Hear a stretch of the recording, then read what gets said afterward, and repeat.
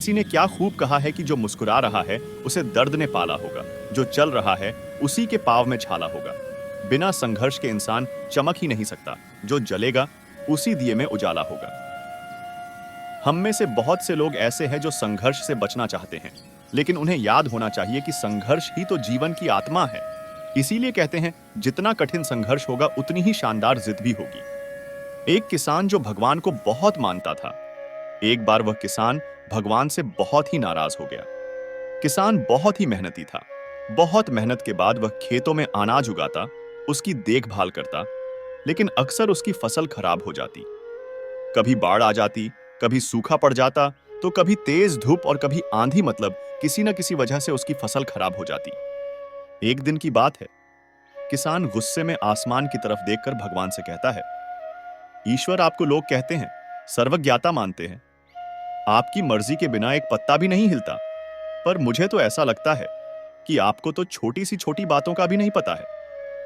आपको तो यह भी नहीं पता है कि खेती बाड़ी कैसे होती है। अगर आपको पता होता तो हर समय जो बाढ़, आंधी और तूफान आते हैं वो फिर कभी नहीं आते। आप नहीं जानते कि इससे कितना नुकसान होता है हम किसानों का। यदि आप मेरे हाथ में ऐसी शक्ति दे दे कि जैसे मैं चाहूं वैसा मौसम कर दूं, फिर आप देखना मैं अन्न के भंडार लगा दूंगा।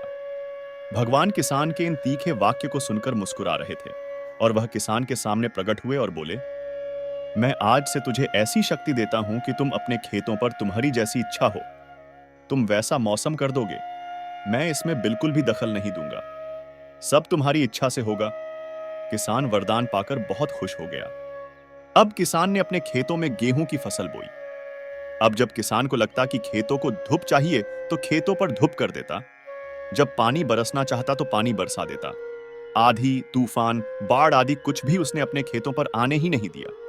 किसान के खेत में इस वर्ष ऐसी फसल हुई जैसी शायद पहले कभी नहीं हुई थी। हरी भरी लहलहाती फसल को देखकर किसान मन ही मन वह बहुत खुश हो रहा था और सोच रहा था, अब सबूत के साथ दिखाऊंगा भगवान को कि ऐसे किया जाता है शक्ति का सही उपयोग।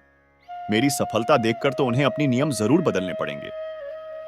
कुछ दिन और गुजरे, अब फसल कटने को तैयार थी। किसान बहुत उत्सुकता के साथ फसल को जैसे ही काटने लगा तो उसकी नजर गेहूं की बालियों पर गई, तो उसने अपना सिर पिट लिया और वह रोने चिल्लाने लगा।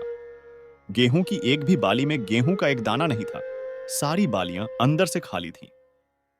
अब किसान बहुत दुखी हो गया। अब किसान ने भगवान को रोते हुए फिर से पुकारा, हे प्रभु, तुमने ये मेरे साथ क्या किया? तुमने मुझे ऐसी सजा क्यों दी?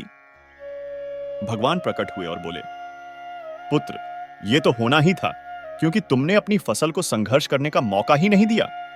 तुमने तो उन्हें आंधियों से जूझने ही नहीं दिया, ना तेज बारिश को सहने दिया और ना ही धूप में तपने दिया।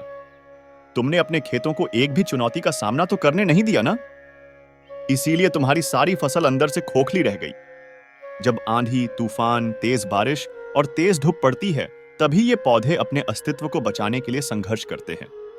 और इसी संघर्ष से जो बल पैदा होता है, जिसमें शक्ति होती है, ऊर्जा होती है, और इसी ऊर्जा पूर्ति को तूने अपने खेतों को करने नहीं दिया।